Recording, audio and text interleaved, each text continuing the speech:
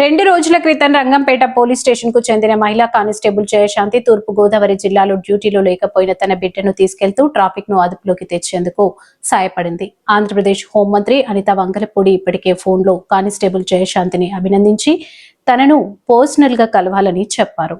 ఈ రోజు కానిస్టేబుల్ జయశాంతి తన కుటుంబంతో విజయవాడలోని క్యాంపు కార్యాలయంలో హోంమంత్రిని కలిశారు. మంత్రి అనిత కానిస్టేబుల్ కు భర్తకు బట్టలు ఇచ్చి సత్కరించారు మరియు వారితో కలిసి భోజనం చేశారు.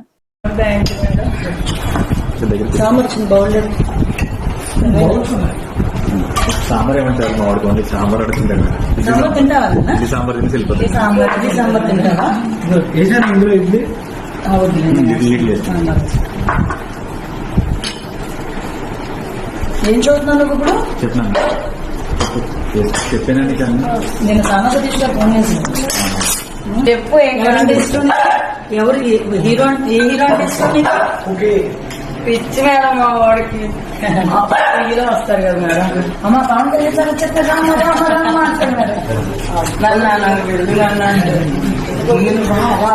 చూడు చూడు